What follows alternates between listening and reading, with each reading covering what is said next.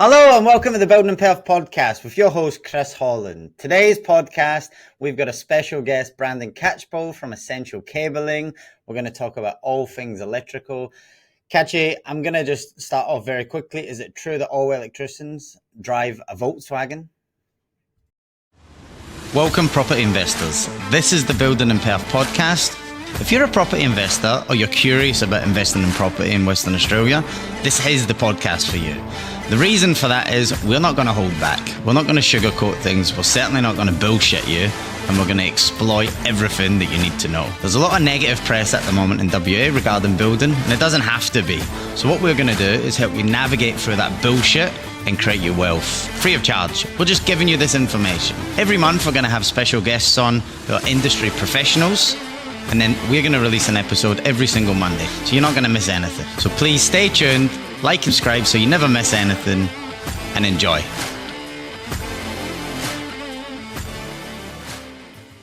𝗟𝗶H, I'm going to just start off very quickly. Is it true that all electricians drive a Volkswagen? No, not true at all. Are you sure? Yeah. I used Mainly to date Ferraris and Lamborghinis. I used to date an electrician, but she was shocking in bed.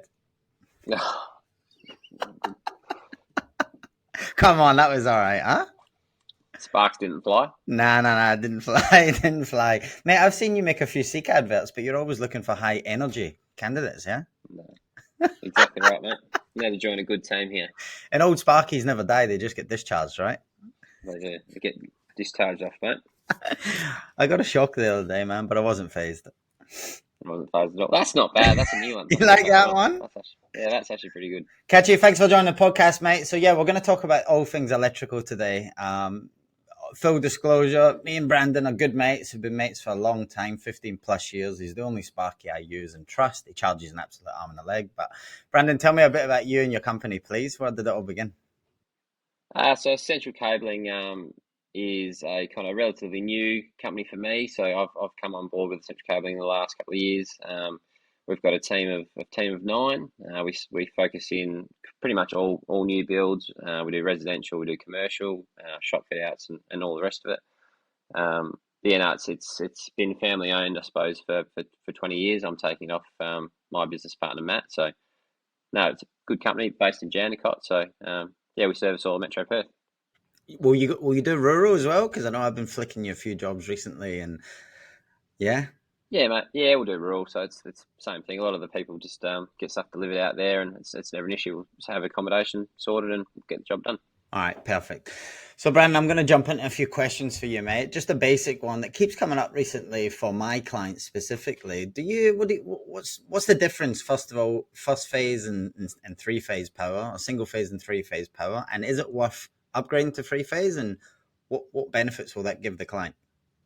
I suppose it all depends on mainly your appliance and what you think you're going to be putting in the house. And sometimes it's a hard thing to think of, future, but what you're going to do. Single phase will give you 63 amps for your total house consumption. So they can get chewed up by the aircon, pool, hot plate, and all these things if you want to add on later.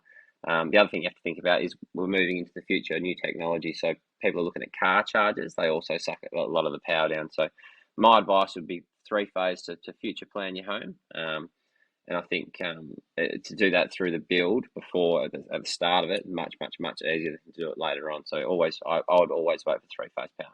Yeah, okay, that's good. And our cost sort of guide for 3-phase power to a standard 4x2 house in 𝗟𝗶𝗀𝗀𝗀𝗀, let's say. Are we looking 3 to 5 grand or something like that? Yeah, 3 to 5 grand. That's pretty standard. About that price, it depends on the length from the dome to the house and all the rest of it. But with the new builds, with the blocks and all the rest of it, they design it pretty much to accommodate that. So it's about that price, yeah. Okay, mate, that's good. Now, moving on from single phase to 3-phase, switchboard locations, subboard locations, is that relevant, do you think? Is there a reason why? I mean, builders normally just place it on there for the client, right? And some of these bigger project builders and, they use the young draftsmen and stuff. I can't stand it when you see one of these meter boxes right at the front door. It blows my mind. So what's your recommendation in that? And is there a difference putting it like on the outside of the garage wall or on the other side? What do you recommend? So first thing would be aesthetics. You're right. So just the look of them. It's a big ugly silver box on the front of your house. So you'd want them around the corner a little bit. It still needs to be accessible by Western Power to check the meter. So it has to be on the front elevation, a little bit to the side. So aesthetics is one. The second thing would be the ease of getting extra circuits wired down the track. So if you're going to put it, if you're a second story, two-story house, sorry, you put it on the side and there's slab above it, you got no chance of ever getting back to it. So subboard location, would generally be a better option for that. So you have your meter on the side of the house still, and we have the subboard where all your RCDs and all your circuits run back to. We normally would put that on a void, to get from upstairs to downstairs to wire extra circuits.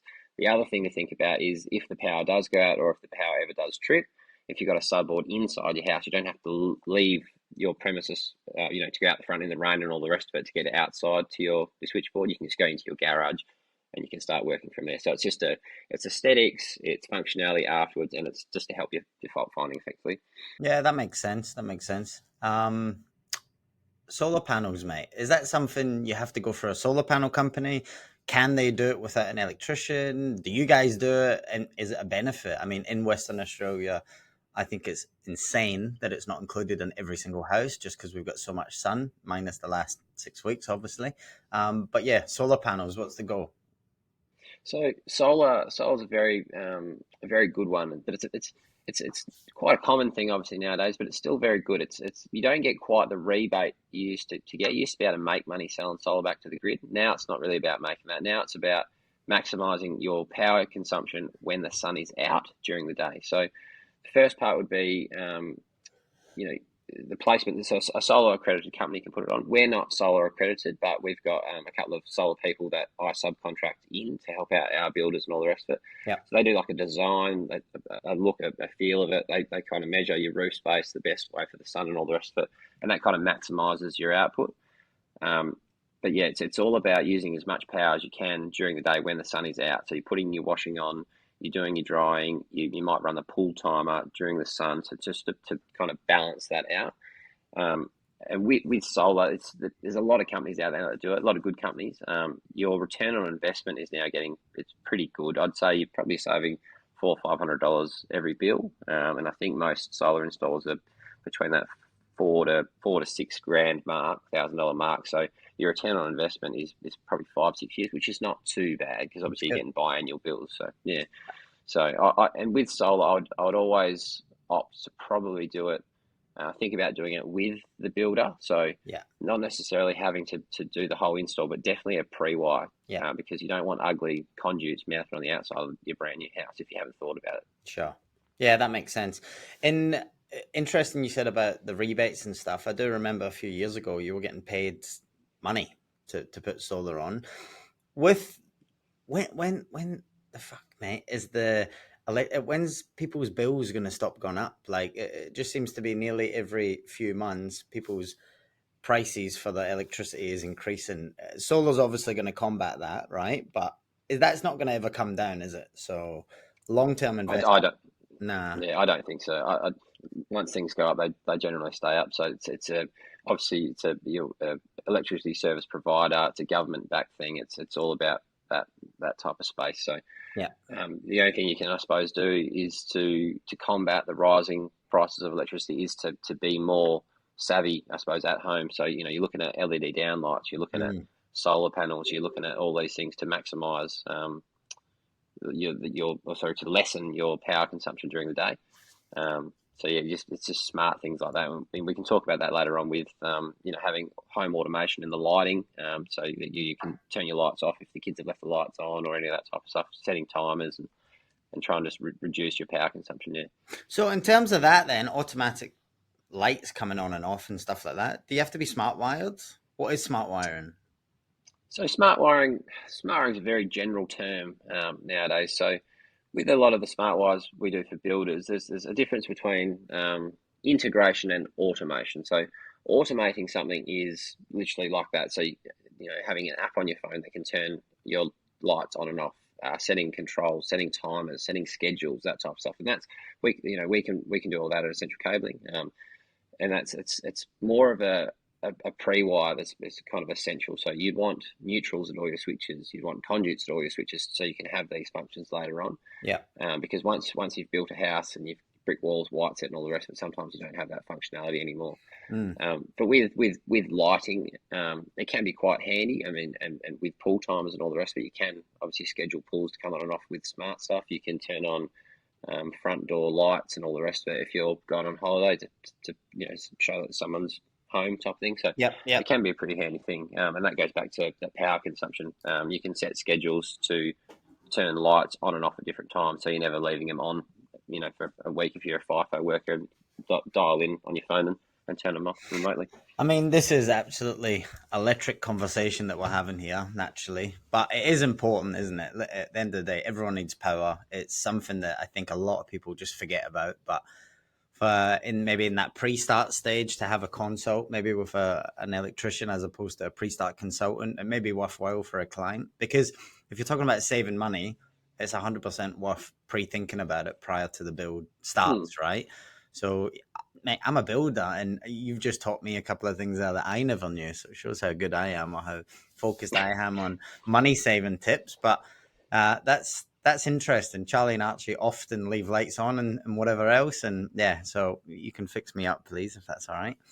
I suppose with the pre-start and the build, obviously we have a working relationship together. So you know that when you have clients come through and going through the pre-starts, that I'm only ever a phone call or an email away. So I think that's very important for your clients, or for all clients, to have a chat with a Sparky, even just a quick phone call, just to go through a few things that they might not have thought about. What they want to add down the track, whether or not they want to add extra lights, over there, if they're unsure about their appliances, their decisions, if they want a spa, if they want a pool, if they want cameras and all the rest of it. And even PowerPoint locations.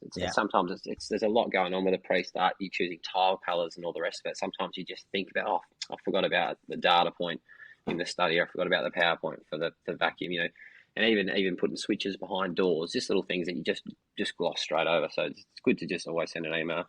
100%. Yeah, 100%. I only know of one other builder that offers that service, Prime Projects. They're in a partnership with another electrical company, quite a big one, and they offer like a dual pre-start. So one for everything house related, and then one specific one for electrical. So that just shows the importance of actually having a bit of a pre-start with an electrician directly, because more often than not, when Terry or whoever is doing our pre-start consults, it kind of gets glossed over. But I really do think it's worthwhile getting in touch with a Spark like yourself and having that chat, because it is important, man.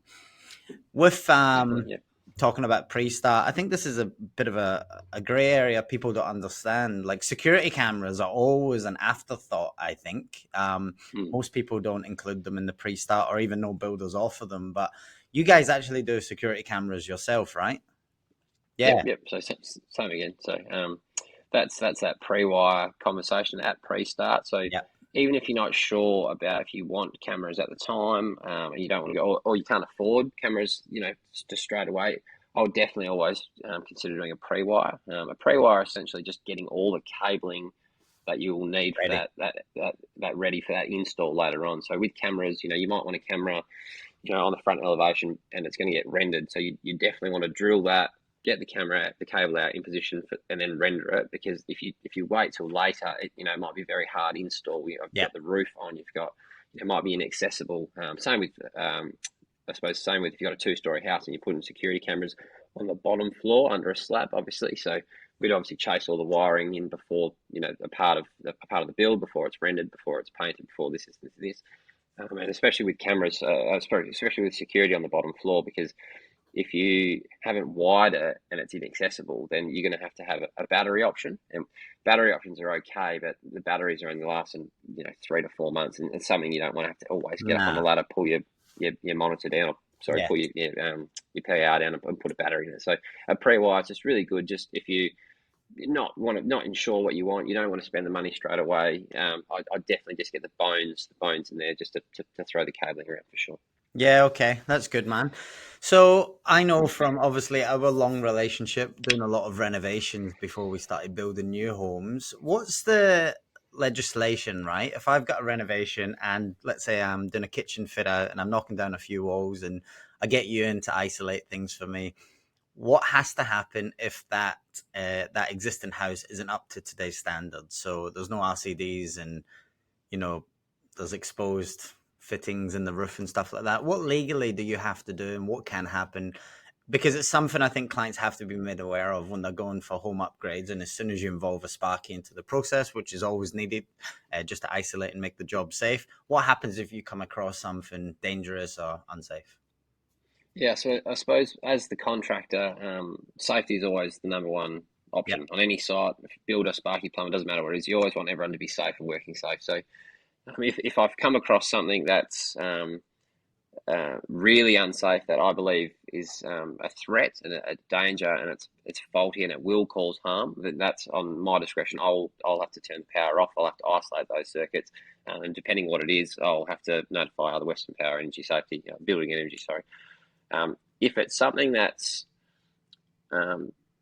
not unsafe, it's okay, and it was actually safe at the time of installation, and I don't think it's a threat, then we just have that conversation. I can say, well, look, it's not actually up to today's standards. And then that becomes a quote process and all the rest of it. I can explain, I'll go through, what it should be and what the causes and consequences are of what it is currently now. So it's just unfortunate with the older renovations and the old houses. It's one of those things, like you can't see everything when you're quoting something until you rip into it. It's just one of the main ones would be the exposed cotton cabling and the VAR, which is the really, really old cabling from 80, 100 years ago. And the problem with that is it actually has a shelf life. Yeah, it actually physically breaks down into just live conductors. There's no covering, there's no insulation, there's nothing protecting the live cable, and that's where you can get a bridge out of something, a rat, a snake, or whatever in the roof, and that will cause fire. So that's going to be sorted on the spot. Yeah, that's one of those ones where if I see something like that and I believe it's an immediate threat, then we will just stop, isolate, make sure everyone's safe, make sure the job. So can you we'll have that conversation? Just for clients maybe looking at investing and purchasing these older houses, is there like an age range of a house that you kind of know even before you look in the meter box type of thing? Let's say it's not had an upgrade and it's not been rewired and stuff like that, but was there a certain timeline that those cables were used, for instance? Because some people do, instead of building an investment property, they'll just go and buy one already in an established area. But normally what happens is a building inspector comes in, absolutely picks the shit out of it, and they've got to spend another 20, 30 grand getting it compliant. So is there like an age range or something? Because I know in my line of work, with the roof, basically any roof built before 1990 has to have straps, toms, blah, blah, blah. And it costs like upwards of 6 grand. So it's good to advise clients, I think, before purchasing that there is going to be some works needed. So in an electrical sense, you must come across that a lot. Yeah, I think it's 50s and 60s, so 1950, 1960, where they were using this type of cabling. And then so most of the houses have been rewired since then. So they've come through 20 or 30 years and they've installed electrical cable. Now, it's not, that is safe even to today's standard, but I suppose you get the odd one through that will slip through. You might have had a homeowner that's lived there, a very long time and all the rest of it. Yeah. So I suppose the key there would be before you purchase an older house to get a building inspection done. Yep. And a building inspection will go through. They'll take photos of the roof and all the rest of it. And if you're not really sure, I'd probably advise, if you had an electrical friend, a 𝗧𝗏𝗃𝗃 or electrician, someone that just to even throw him a card just to make sure he's gone there and just have a bit of a squizzy as well. So when we think about selling houses, we only ever think about arsons and smoke alarms, and that's the minimum, like the bare minimum requirement. And then a building inspector can tell you if there's arsons on the board. He'll just look at the board and see the smoke alarms, but he's not really looking at the actual type of wiring, the type of cabling that's in that house and that install. So I'd always probably, if you're going to buy it, before you buy an investment house, and if it's a very old house, I'd always probably have a 𝗧𝗏𝗃𝗃 have a look as well. Yeah, no, absolutely. I think they're good. I done a podcast not long ago on building inspectors, and I think they're worth the weight in gold, to be honest, when you get a good one. And yeah, you obviously come in rubbing your hands, so everyone wins, right? Now, mate, just finally, just one last question for me. Why are 𝗧𝗏𝗃𝗃s the worst the worst housekeeping trades possibly ever? What is that, right? What is that? Why don't you just fucking clean up after yourself? It's insane. We do. It's a bit of a misconception. I think it's a bit of a misconception. Is it? So, yeah, here at Essential Carving, all the cars, I have brooms, dustpans, vacuum. So we always leave a house tidy. We always leave it in very good condition. So, no, that's it's a bit of a misconception, mate. We're the smartest trade, the more superior trade. So we may leave the odd cable on the ground for the lesser lights to pick up, make sure they look busy. Leave it for the chippy to pick up or something like that, right? Yeah, he'll pick it up. As They just swing hammers all day. Nah, that's it, mate. Anything else that you want to say, or any advice you want to give anyone? Or like, I appreciate your time. I know it's taken me about 6 years to get you on this podcast, so I do appreciate you making the effort. But is there anything else you want to finish with? No, I suppose always a few things that just gripe my gears, I suppose, at the moment is people thinking that they can go down to Bunnings and do their own electrical work. And I'm not saying that you couldn't work it out yourself if you're Joe Bloggs just trying to replace a power point. We're not saying that at all. There's not a lot in doing little installs of that, but it's a difference between knowing how to do something and knowing if something's safe and being able to prove it's safe. So we see a lot of weekend warriors doing their own electrical work, and a couple of instances have been really quite near misses on some of our real estate where a homeowner's just gone to Bunnings, tried his best at a light fitting or tried his best at a power point. Yeah. It's very dangerous. So I just make sure that you're not ever doing any electrical work yourself. And when you are getting an electrician or a contractor come out, you always make sure that they've got an electrical workers license and an electrical contractor's license. So they are actually a business operator and owner with insurances and all the rest of it that they need to do. Yeah. Yeah, licensed trade, isn't it? There's only 3 licensed trades in WA, remarkably. I'm a big believer they all should be licensed and monitored, do you know what I mean, to stop that shonky builders page, but it's terrible. But obviously plumbing, electrical and painting, remarkably, is another licensed trade, we'll leave that on for another podcast. But yeah, I agree with you, mate. I agree with you. A lot of people, when I'm coming into the renovations, 90% of clients somehow are married to chippies, which is great. But then the other 10% are sparkies that will isolate things themselves. And at that point, I just walk away from jobs. You know what I mean? It's absolutely not worth risking it if someone goes and gets a zap or whatever, because, you know, as you say, Joe Bloggs is going to isolate it themselves. They've doctored something up or whatever. So, Nah, mate. Well, look, thanks for coming on. Absolute pleasure. As always, professional. The standard of work you guys do, other than your tidiness, is great. Essential cabling for all your electrical needs. Cheers for coming on, mate. You have a good weekend, right? Cheers, catch you. Bye.